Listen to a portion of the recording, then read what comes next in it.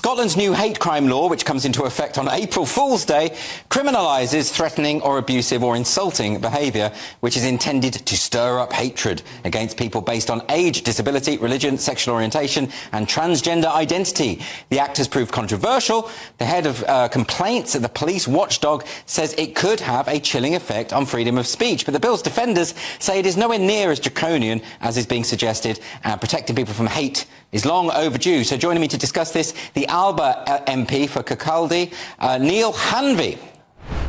Welcome to the show, Neil. Now, Humza Yousaf has come out and said there's been a lot of disinformation about this. People are overreacting. This bill is absolutely fine. Is he right? No, well, I made a bit of a light-hearted comment on his claim that there's disinformation being spread about this legislation by saying he'd misspelled information.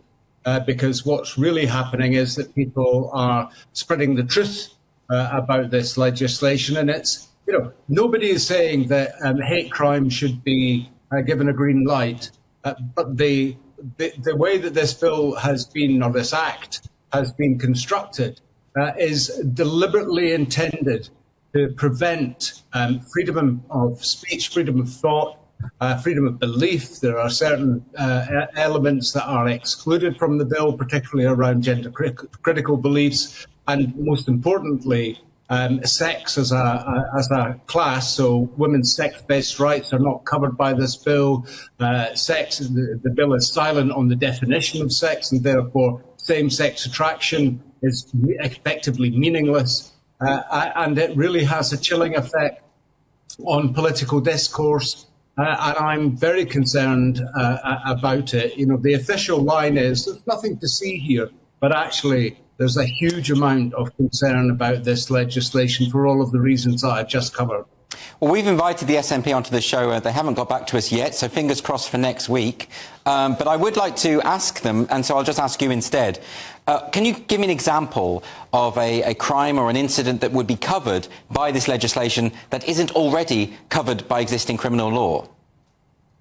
Well, I mean, all of the standard hate crime offences that we would ordinarily expect, inciting racial hatred, inciting hatred against any religious minority, all of that already exists. What the Scottish Government has done is they've reinterpreted the protected characteristics within the Equality Act, and so instead of it being a gender reassignment, they called it gender identity, which is not a protected characteristic in law.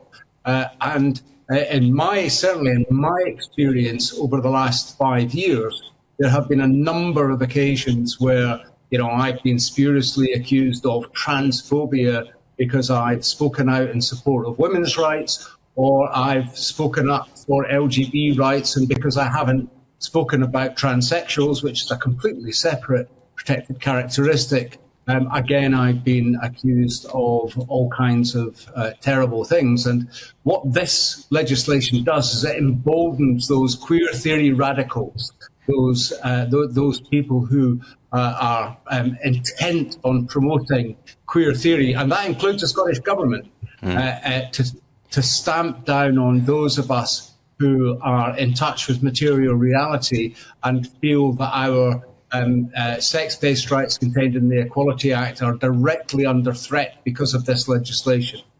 Now, the police have come out and said, we're not going to target performers, we're not going to target comedians, because there was some linked materials from a police training session where they were clearly preparing for the situation where they might have to arrest a comic for offensive speech. So they're saying they're not targeting, but are they not saying that they will investigate absolutely every complaint that is made? Well, allegedly so, but the kind of complaints that I would be interested in the police investigating are the types of assaults that have been happening on women in Scotland that have been dismissed as irrelevant. And that's, I'm thinking of one particular situation in Aberdeen where a woman was assaulted in broad daylight in full view of many bystanders, and the police just effectively ignored that. But hearty words are being pursued vigorously by the police. And it's that incongruence in the way that the law is being interpreted that really is giving everyone such a cause for concern. And didn't they just put out a recent statement saying that they were going to reduce the number of crimes that they investigate? They're not going to bother with certain forms of vandalism or theft if they think they can't be solved. So in other words, they'll leave actual crime and they'll go after, spend all this time on offensive words.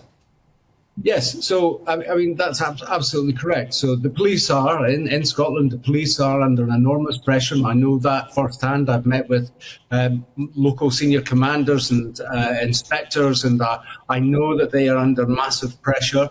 But they are now being instructed that they have to investigate these types of non-crime hate incidents. I know that that's been something that's been remedied down south because there was a rash of police activity around those types of non-crime events. But there's no such protection or prevention of those kinds of events being investigated and the individual being placed on some form of register or list, which could impact on their employment, their future employment, their general livelihood. And the most important thing is, even if there is no crime, and even if nothing comes of the charges that are brought, the process of being investigated, of having to go through a criminal trial, of having to defend yourself.